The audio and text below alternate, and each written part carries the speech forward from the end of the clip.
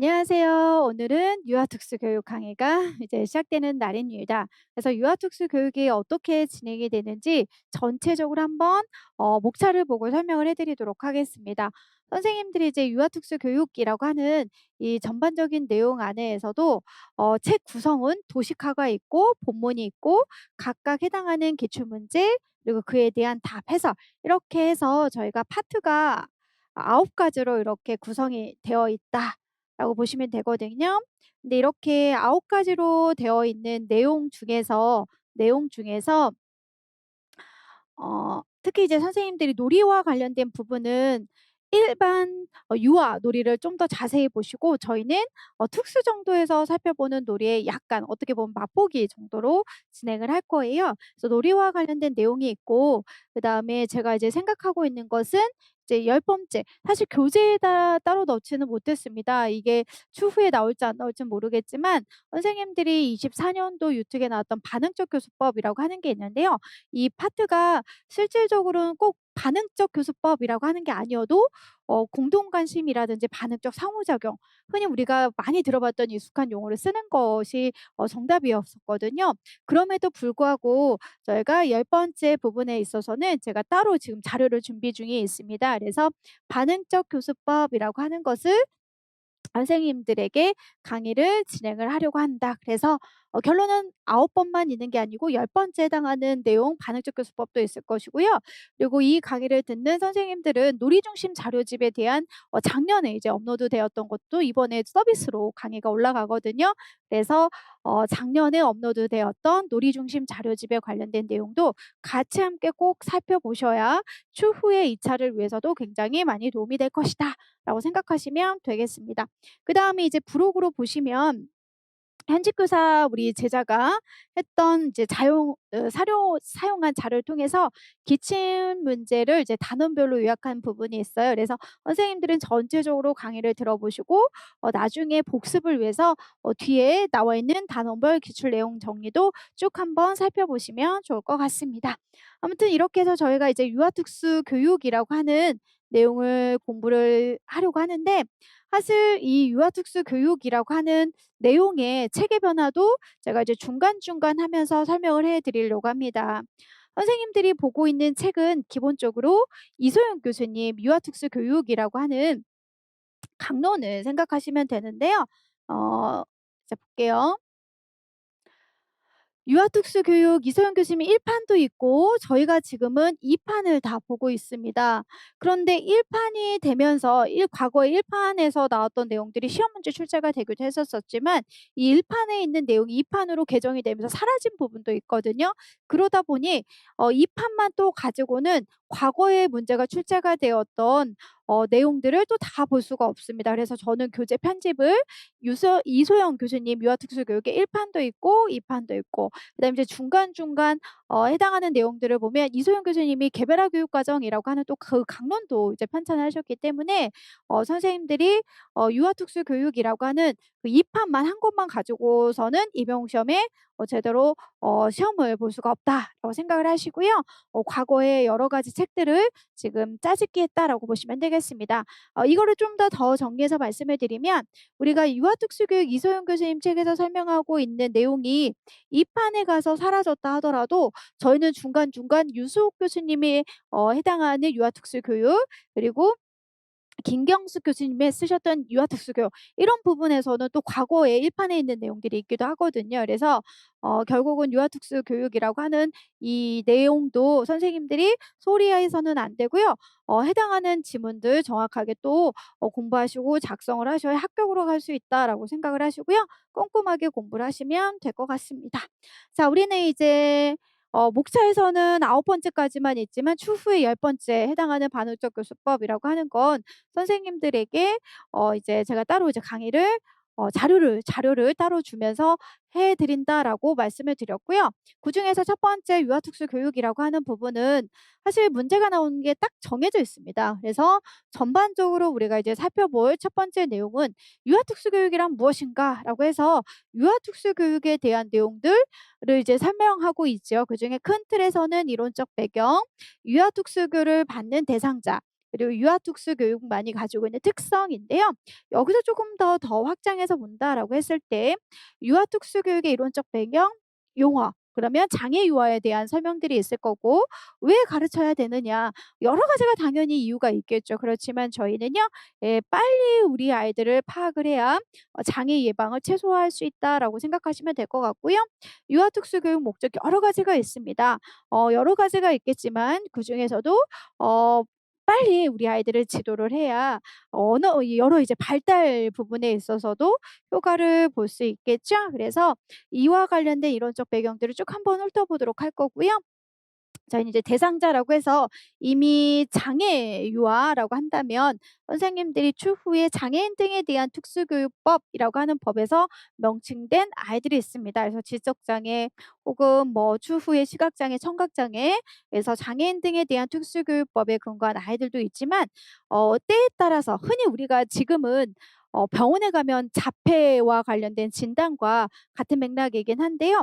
저희는 사실은 현 실제 병원에 가면 자폐 스펙트럼 혹은 자폐성 장애 이렇게 진단이 되었지만 너무 어린 나이에 이렇게 진단명이 부여되는 걸 별로 원하지는 않아요. 그래서 실질적으로 또 장애인 등에 대한 특수교육법에 해당하는 근거를 보시면 발달지체 유아만이 해당하는 내용들을 저희가 아울러서 설명한 또 정의도 있다라고 생각하시면 되겠습니다. 그래서 발달지체라고 하는 건 발달이 지체가 된 거죠. 그래서 언어 발달, 사회 발달, 인지 발달이 일반적인 또래에 비해서 지체가 되었다. 그럼 이러한 아이를 딱 미리부터 장애 진단명을 주기보다는 조금 더 아우르는 용어를 써서 우리 아이에게 낙인을 줄일 수 있도록 해주는 것들을 간단하게 한번 살펴보도록 할 겁니다. 그 다음에 장애 위험 유아라고 하는 것을 저희가 한번 살펴볼 건데요. 사실 이거는 1판에는 있다가 2판에서는 구체적인 내용들이 좀 사라지기도 하긴 했었거든요. 일단 환경적 위험, 생물학적 위험, 형성된 위험이라고 하는 것들을 한번 살펴보도록 할 거고요. 그다음에 전체적으로 이런 유아특수 교육이 가지고 있는 특성이라고 하는 것을 보도록 할 겁니다. 자, 그러면 이제 우리는 이에 따라 해당하는 그 본문의 내용들을 좀 살펴보려고 하는데요. 자, 유아특수교육이라고 하는 것을 살펴볼 때 여러 정의가 있죠. 저희는 해당하는 것만 한번 살펴보려고 합니다. 유아특수교육 세 번째 보시면 특정 영역에서 대부분의 다른 유아와는 다른 특성을 지닌 개인의 개별적인 필요를 충족시키기 위해서 특별히 고안된 교수 방법을 사용하는 걸 유아특수교육이라고 설명하고 있다. 그런데 이런 유아특수교육이라고 하는 것은요. 시대 바라보는 관점에 따라서 용어와 정의는 약간씩 좀 차이는 있을 수 있다라고 생각하시고 선생님들이 쭉 한번 읽어보시면 될 것 같습니다. 자, 그럼 이제 유아특수교육의 필요성이라고 하는 것을 큰 틀로 살펴볼 때 저희는 일단 빨리 아이들의 장애라고 하는 것이 있다라고 한다면 빨리 조기 발견을 해서 빨리 가르쳐 주는 게 굉장히 중요하다라고 하는 관점이거든요. 그래서 아이들이 어느 정도 시기를 어느 정도라고 한다면 학년기 정도까지 기다려서 가르칠 필요가 없이 빨리 발견을 해서 빨리 아이들을 발견해서 조기 개입을 통해 중재를 하는 거 너무 중요하다. 그렇다고 한다면 우리 아이들은 빨리 유아 아니면 영유아 등등 결정적 시기가 있기 때문에 이때 빨리 조기로 경험을 시켜주는 것이 학습과 발달이 중요하기 때문에 우리는 조기 학습 필요하다라고 하는 걸 설명하고 있고요. 그다음에 두 번째 보시면 이거는 이제 선생님들이 지적장애와 또 많이 연결돼서 봤던 이론이기도 한데요. 우리 아이들이 장애가 있다라고 한다면 미리부터 예방할 수 있지 않느냐라고 하는 거거든요. 그래서 예를 들면 우리 아이가 지적장애입니다. 다운증후군 아이입니다. 그럼 다운증후군 아이 이런 진단명이 부어졌어도 우리는 어떻게 하면 돼요? 빨리 문제행동이라든지 사회성이라든지 언어를 조기 투입해서 이 아이가 장애로 인해서 불편함을 최소화시킬 수 있도록 해주는 게 너무 중요하다라고 보시면 되는 거죠. 그래서 장애가 발생되는 것을 예방하기도 하고요. 최소화시켜 주는 거기 때문에 우리는 빨리 유아특수 교육하는 게 중요하다, 필요하다라고 설명하고 있습니다. 자, 그다음에 가족의 필요 지원 너무 어린 영유아 아이이기 때문에 우리 아이들을 자녀를 돌보는 부모 혹은 이 부모가 아이를 이해하는 거 그리고 양육을 위한 필요를 지원하는 거 등등 그래서 가족 지원이 이렇게 필요하기 때문에 우린 유아특수해야 된다. 또 사회 경제적인 혜택이라고 하는 부분이요. 빨리 조기에 해야 나중에 이러한 아이들을 우리가 사회적인 간접 이런 자본을 투입을 해서 지도하는 것보다 훨씬 더 자본이 덜 든다라고 하는 거거든요. 그래서 빨리 우리 가르쳐야 그 추후에 미래의 특수교육에 해당하는 이런 예산이라든지 비용이 절감되기 때문에 반드시 우리 아이들을 빨리 유아특수교육해야 된다라고 설명하고 있습니다. 그러면 이러한 유아특수 교육이라고 하는 것은 아까 머릿속에 조기 학습이 중요하기 때문이다. 장애를 예방하고 최소화할 수 있기 때문이다. 그다음에 세 번째는 가족의 지원이 필요할 수 있기 때문이다. 사회 경제적 혜택을 할 수 있기 때문이다라고 했습니다. 그럼 이러한 유아특수 교육 왜 하냐라고 하는 그런 목적이 있는데요. 당연히 여러 가지가 있습니다. 그런데 이제 선생님들은 우리가 많이 이제 쉽게 접할 수 있는 게 주요 영역 발달이라고 하는 게 빨리 어릴 때부터 가르치면 아이들의 인지 발달, 언어 발달, 사회 정서 발달, 자조 기술 이런 자조 발달 등등등이 촉진될 수 있는 거라는 거죠. 그리고 빨리 이러한 관련된 주요 영역을 발달을 시켜야 아이들이 학습에 참여도 하고 독립적인 것들의 능력들이 촉진할 수 있다. 가장 큰 건 장애 발생을 또 예방하기 위해서라고 하는 이런 목적들을 기억하시면 좋을 것 같습니다.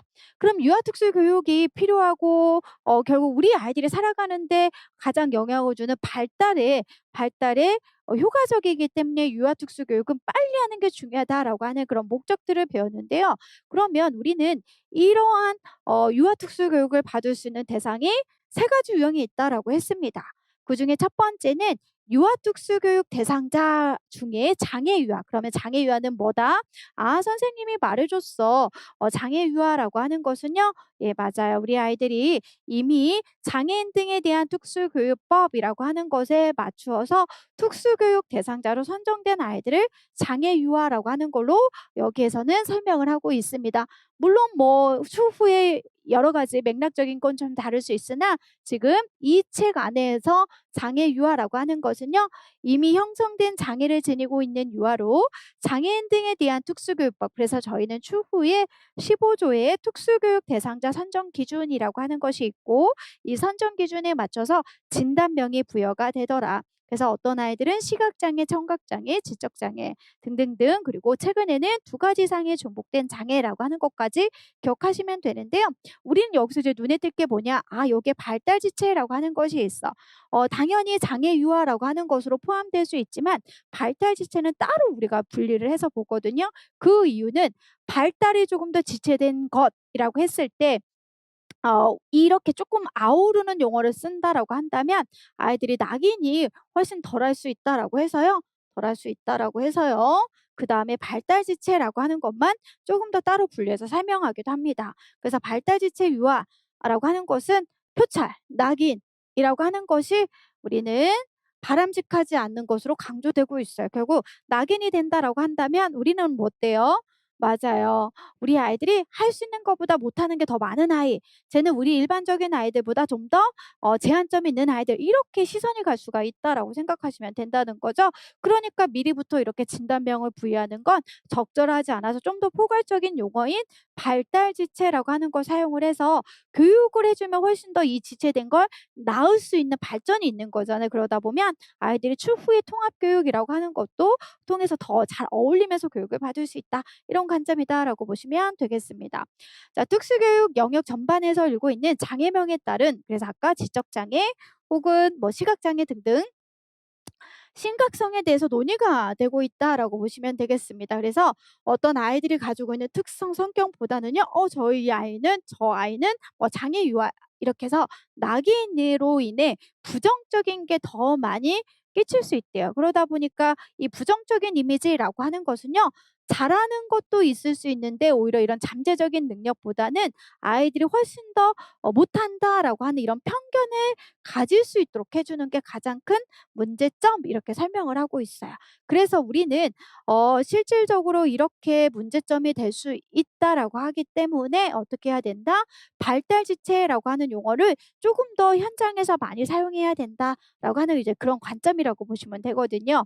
그래서 발달지체라는 개념의 적용이 교육 현장에서 주는 혜택이라고 하는 것은 어떤 진단명이라고 하는 것보다는 좀 더 포괄적인 용어다라고 제가 말씀을 드렸기 때문에 발달에 적합한 환경만 잘 배치를 해 준다라고 한다면 우리 아이들과 여러 가지 서비스를 받으면서 통합 교육을 받을 수 있다라고 하는 여러 가지 이점이라고 하는 것이 있을 수 있다라고 생각하시면 되겠습니다. 그래서 이런 발달 지체라고 하는 것에 관련된 내용은 좀 더 포괄적이다라고 제가 말씀을 드렸잖아요. 그래서 이걸 설명하고 있는 정의들도 약간씩 책마다 다른데 일반적으로 발달 지체라고 하는 것은 9살이면 9살의 발달 수준이 언어 발달이나 인지 발달, 사회 발달 나타나야 되는데 그렇지 못하는 아이들이라고 보시면 되는 거거든요. 그래서 발달 지체는 자신의 나이보다 훨씬 더 어린 전형적인 발달을 보이는 아동과 동일한 스윙을 보일 때 사용하는 용어다라고 설명하고 있지만 저희는 시험 문제에서는 장애인 등에 대한 특수교육법이라고 하는 거에서 문제가 출제가 됐죠.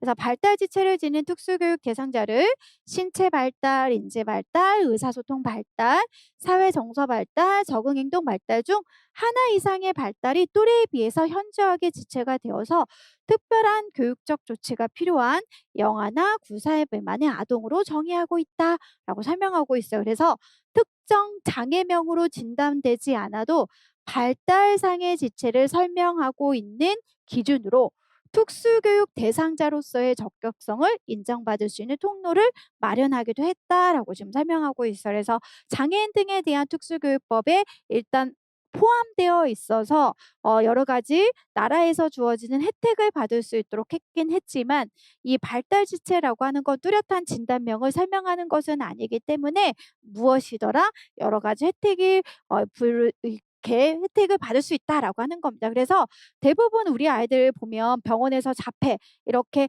진단을 받긴 하지만 저희는 이렇게 자폐라고 하는 것보다는 발달 지체라고 하는 용어를 더 많이 사용을 해서 아이들의 잠재적인 능력을 더 많이 어, 어, 개발을 시키고요. 그 개발을 통해서 아이들이 잘할 수 있다라고 하는 것까지 대포되어 있는 게 발달 지체라고 생각하시면 되겠습니다. 그래서 실제 시험 문제 출제가 되기도 했습니다.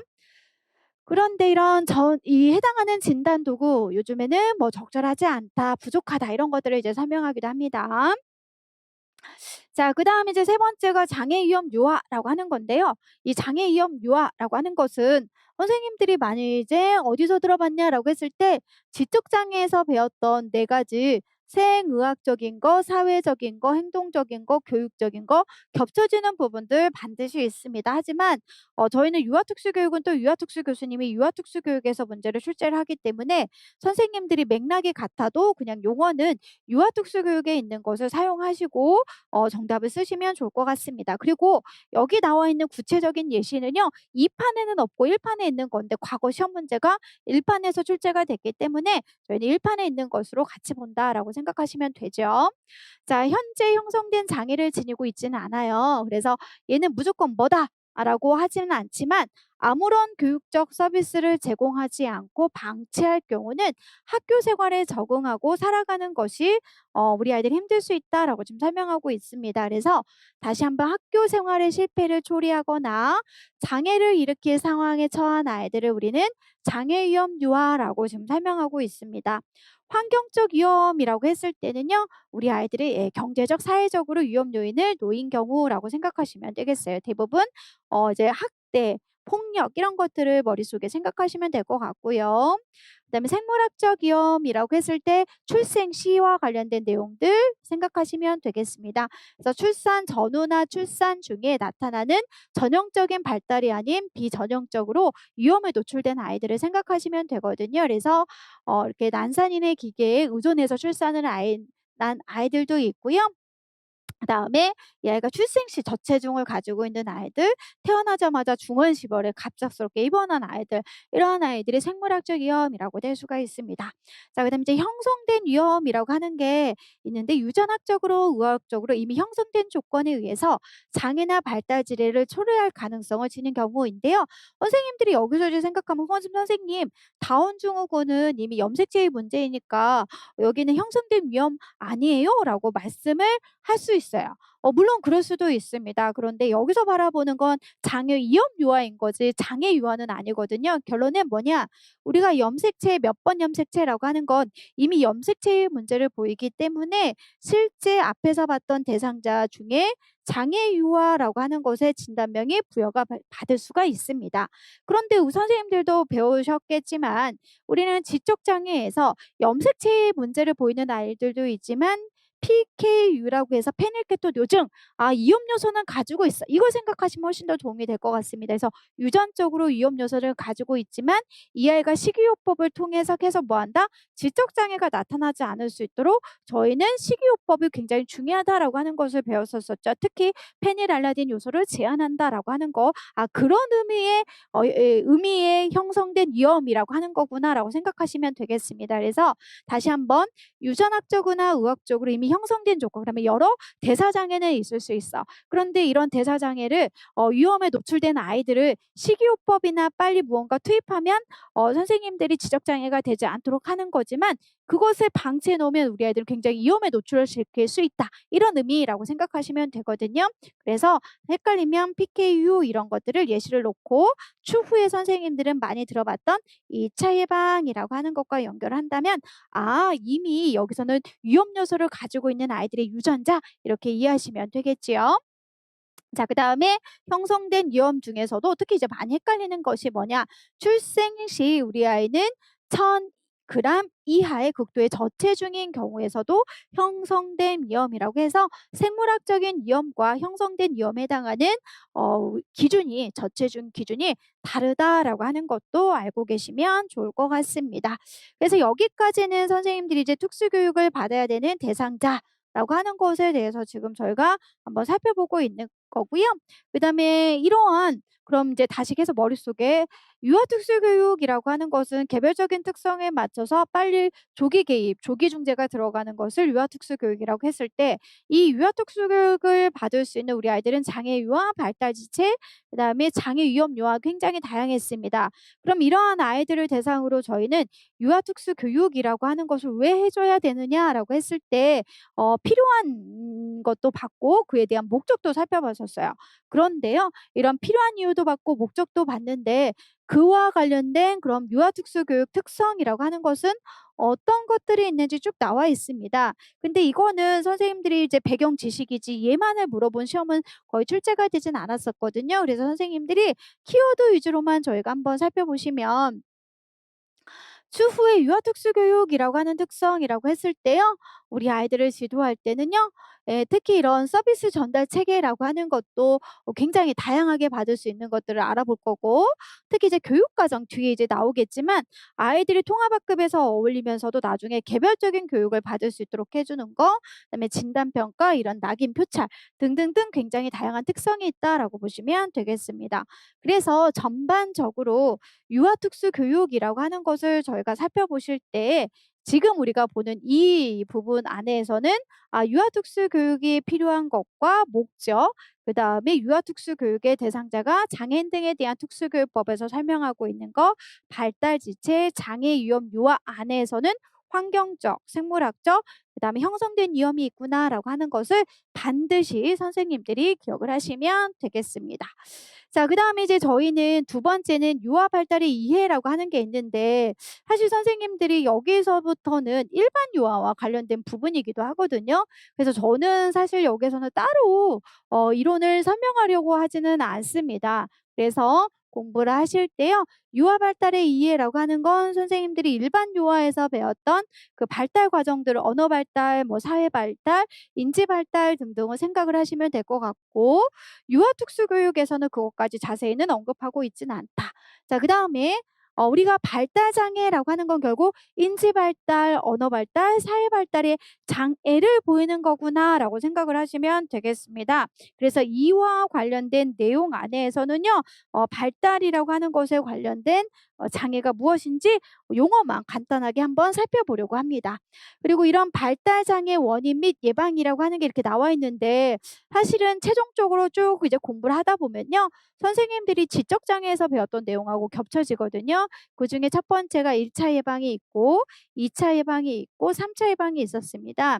1차 예방이라고 하는 것은 저희가 새로운 장애 아이가 나타날 것을 우리가 감소시켜 준, 그래서 새로운 사례 수를 감소시켜 주기 위한 게 목적이었었고요.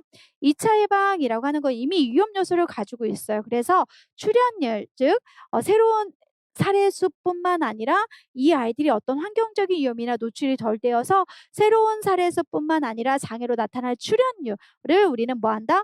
감소시켜 주는 것이 목적이 2 차였습니다. 3 차라고 하는 것은 뭐냐? 이미 장애 유아인 거죠. 다운 증후군처럼.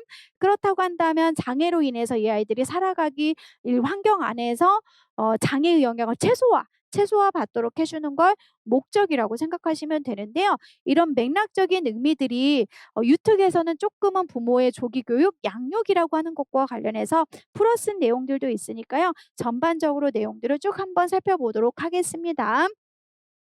자, 이제 쭉 한번 살펴보시면요.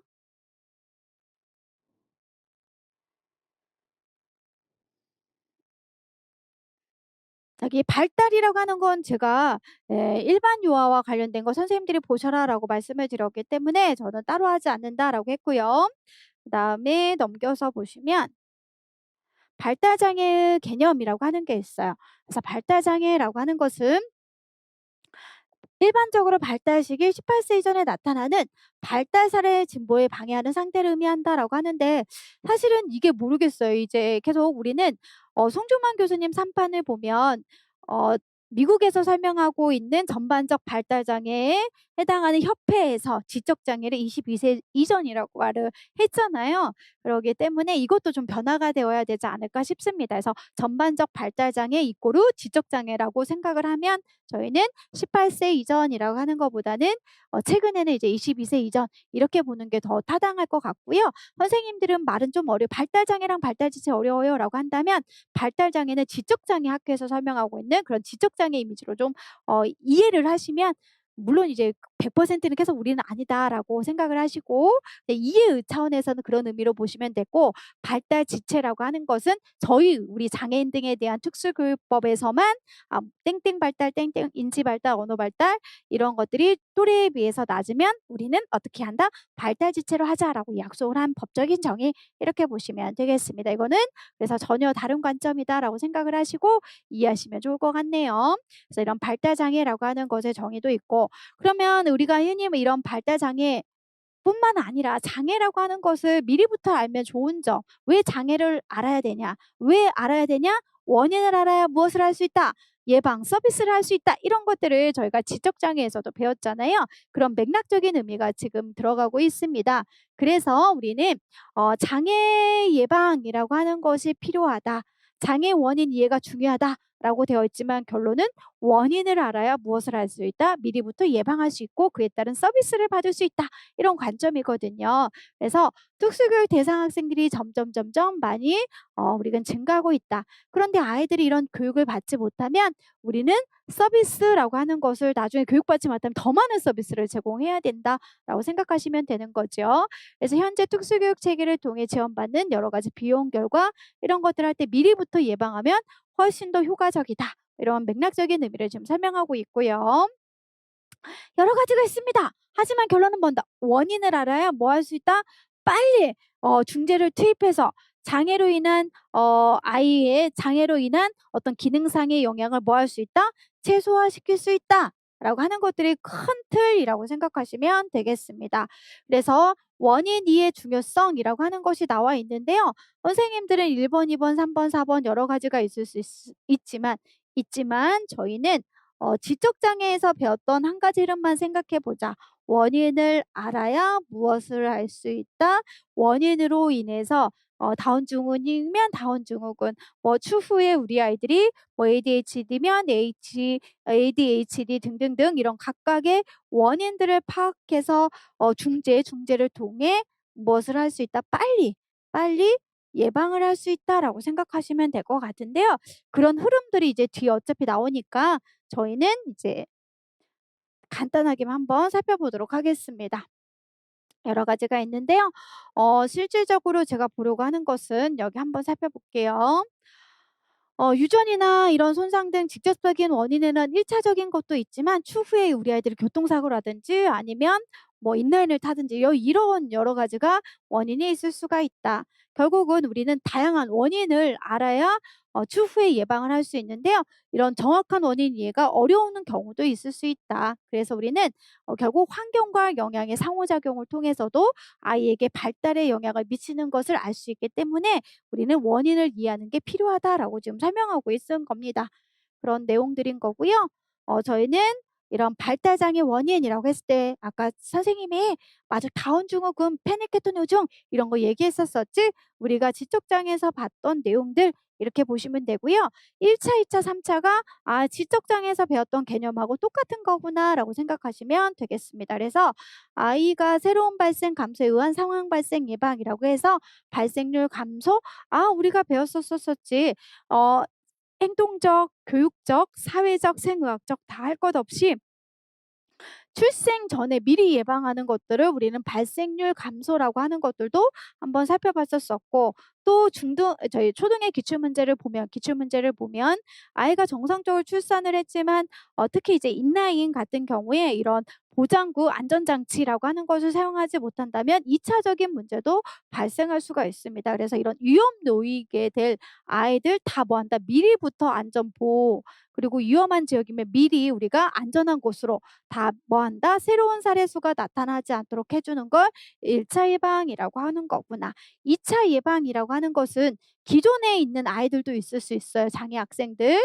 하지만 우리는 기존의 발생 숫자도 있고 기존에 있던 아이들도 있고 새롭게 이렇게 나타난 장애 아이들 모두 뭐한다?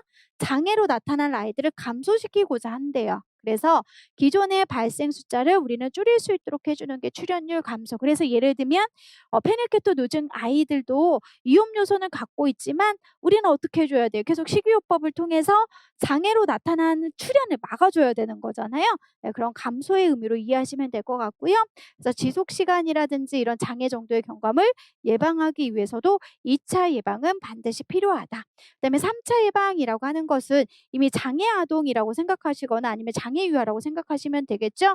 장애로 인한 후유증을 감소시켜주는 게 예방이다. 그럼 감소시켜준다라고 하는 건 이미 잠재적인 이 장애로 인해서 아이들이 장애라고 하는 것에 이 장애라고 하는 것으로 인해 사회성이라든지 문제행동이라든지 이렇게 더불어서 살아가는 것에 어려움을 보일 수는 있으나 내가 이렇게 교육이라고 하는 것을 통해서 사회성도 좋아지고 문제행동도 없어진다라고 한다면 이렇게 더불어 살아가고 나중에 추후에 우리 아이들이 이런 통합교육이라고 받는 현장 안에서도 잘 어울리면서 살아갈 수 있도록 해주는 거잖아요. 그런 의미의 우리는 3차 예방이라고 생각하시면 되겠습니다. 그래서 장애로 인한 영향을 최소화받을 수 있도록 해주는 게 3차 예방이라고 생각하시면 되겠습니다. 자, 이제 장애 예방을 위해서 조기 교육이라고 하는 것이 있는데 사실 여기에서는 약간씩 좀 층마다 다르긴 합니다. 1차 예방, 환경적인 자극을 어떻게 해줘라? 많이 아이가 긍정적인 영향을 받도록 해줘라. 그래서 아이들의 인지 발달, 언어 발달이 다 풍부하게 만들어서 새로운 사례 수가 감소시킬 수 있도록 해줘라라고 지금 설명하고 있고요. 가족을 위해서는 가족 안에서 부모가 아이를 양육하는 스킬을 아이들이 가질 수 있게끔 해줘라. 이렇게 설명하고 있기도 합니다. 자, 2차 예방이라고 하는 것은 아이들이 어느 정도 위험 요소는 지금 가지고 있는 거잖아요. 그러니까 장애로 인해서 빨리 식이요법을 통해 이런 지속 시간이나 정도를 빨리 감소시켜 주는 걸 생각을 해라. 그렇게 하기 위해서는 부모 혼자 하는 것보다도 전문가 누군가의 도움을 받아서 아이를 지도하는 게 훨씬 더 도움을 받을 수 있겠구나. 자, 3차 예방이라고 하는 건 이미 뭐라고 했죠? 장애 유아인 거다라고 했습니다. 그래서 장애로 인한 영향을 최소화받을 수 있게끔 보상하기 위해서 중재를 해라. 그렇다고 한다라고 한다면 영향을 받은 가족들도 아이들이 통합된 환경에서 잘 살아갈 수 있게끔 지원을 해줘라라고 하는 걸로 흐름을 보시면 되겠습니다.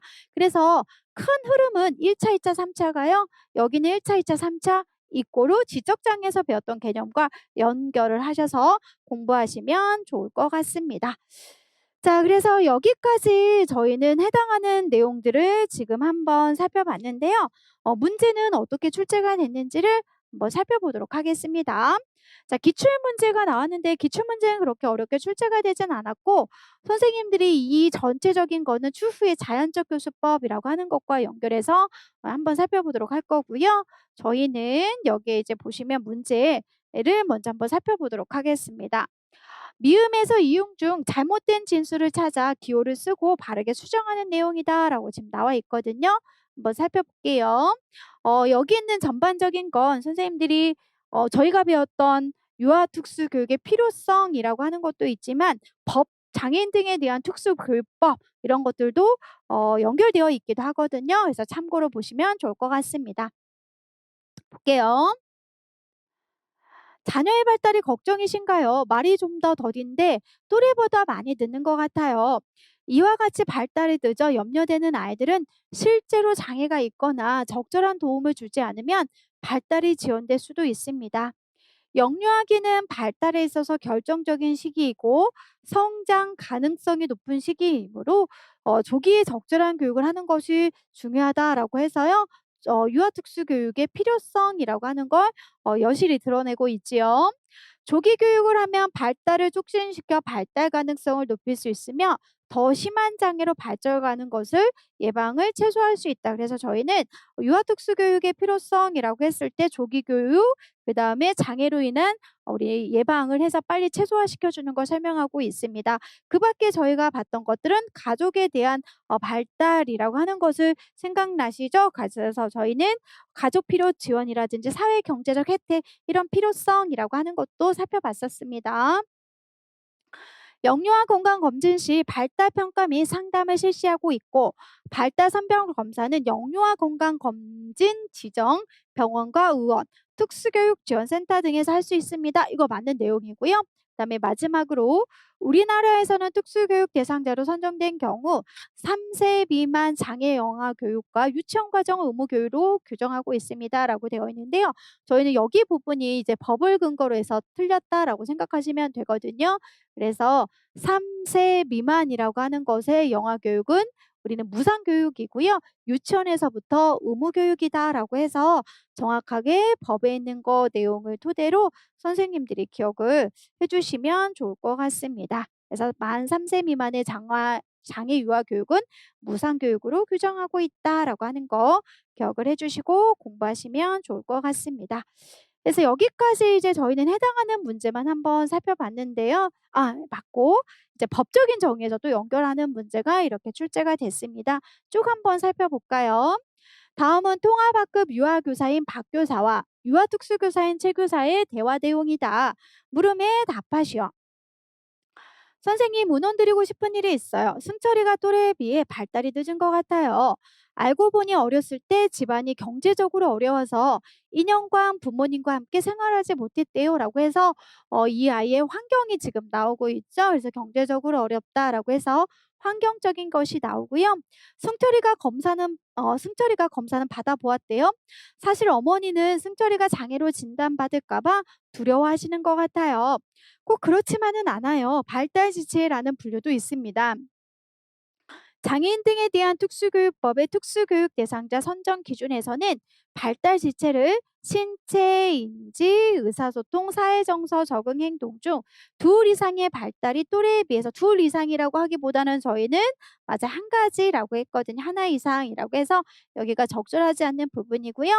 특별한 교육적 조치가 필요한 5세가 아니라 9세 미만의 영아 및 아동을 규정한다라고 해서 여기가 틀린 게 있는 게 보이지요. 그렇군요. 부모님께서 일단 검사를 의뢰해 보도록 말씀드려 볼게요. 그런데 승철이 동생 민화는 출생 시 1.8이라고 하는 게 나옵니다. 그래서 실제 1,000 그램이면 저희는 맞아요. 형성된 위험이라고 했지만 이렇게 1.8 이라고 한다면 생물학적 위험이라고 하는 거에서 체중도 잘 봐라라고 말씀을 드렸죠. 1.8 킬로의 저체중으로 태어났다고 알고 있어요. 나중에 발생할 수 있는 문제를 사전에 방지한다는 차원에서 승철이와 함께 검사해 보도록 부모님께 안내해 드리는 것이 어떨까요? 라고 해서요. 문제가 나왔습니다. 그래서 저희는 위험 조건이라고 했을 때 환경적 위험이라고 하는 것과 생물학적 위험이라고 하는 걸 쓰시면 되는데 그럼 선생님들은 나머지 한 가지는 무엇인지 쓰시오라고 했을 때는 형성된 위험이 무엇인지도 기억을 하셔야 될 것 같고요. 그리고 계속 지적장애 네 가지와 어떻게 달라요? 라고 하는 걸 물어보시는데 사실 겹치는 게 분명히 있다라고 말씀을 드렸고요. 저희는 유아특수는 또 유아특수 기준에 맞춰서 공부를 해야 되기 때문에 큰 틀에서는 장애 유아, 발달지체, 장애 위험 유아 특히 여기서 나왔었죠. 그래서 환경적 위험, 생물학적인 위험, 그리고 형성된 위험이라고 하는 이 용어 자체에서 쓰셔야만 정답이 될 것 같습니다. 그러니까 꼭 유튜브 버전으로 선생님들은 전반적인 게 지적장애인지 유아특수에서 스토리가 이어지는지를 확인해 보시면 되겠습니다. 자, 그리고 니은이라는 분류가 사용되는 이유를 이라고 나왔거든요. 발달지체라고 하는 것을 사용되는 이유 딱 한 가지를 물론 여러 가지가 있겠지만 딱 한 가지를 생각해 보면 분류에 우리가 진단명을 주지 않는다. 그럼 진단명을 주지 않는다라고 하는 것은 결국 라벨링을 주지 않는다라고 생각을 하시면 되겠습니다. 그와 같은 이유를 쓰시면 됐던 문제였었거든요. 그래서 선생님들이 정답을 쓰실 때는요. 이렇게 쓰시면 되겠습니다. 9세 미만 아동에게 특정 장애 유형으로 명칭 부여가 곤란할 경우에 사용하기 위해서라고 쓰셔도 되고요. 특정 장애 유형 명칭 부여뿐만 아니라 낙인이라고 하는 것을 줄여주도록 하기 위해서 우리는 사용하기 위해서 이렇게 해서 선생님들이 관련된 내용들을 융통성 있게 써주시면 되겠습니다. 그래서 여기 있는 것만 정답은 다 아니니까 융통성 있게 써주시면 됐던 문제. 그래서 니은이라는 분류가 사용되는 이유를 진단 측면에서 쓰시오라고 했을 때요.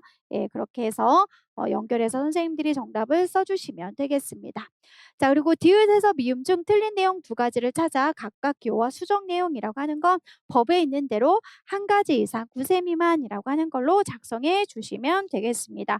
그래서 사실 어려운 건 아닌데 결국 우리가 1판과 2판 내용에서 본다면 2판보다는 1판에 있는 것들 위주로 문제가 더 많이 출제가 됐다. 이 내용을 좀 참고를 하셔서 선생님들이 기억을 해야 되는 것은 지적장애에서도 배웠던 우리가 각각 해당하는 장애유아, 발달지체 지금처럼 장애위험요아의 유형들 그에 대한 사례들 그리고 조금 더 나아가서는 지적장애에서 배웠던 1차 예방, 2차 예방, 3차 예방이라고 하는 것을 조금 더 구체적으로 기억하시면 되고요. 반드시 이 부분은 그냥 나오진 않고 기출문제에서 살펴봤던 것처럼 장애인 등에 대한 특수교육법에 근거한 법과 연결해서 충분히 나올 수도 있으니까요. 법에 있는 내용들도 꼭 한번 살펴보시길 바라겠습니다. 그래서 여기까지 하고 잠시 쉬었다 들어가 보도록 하겠습니다.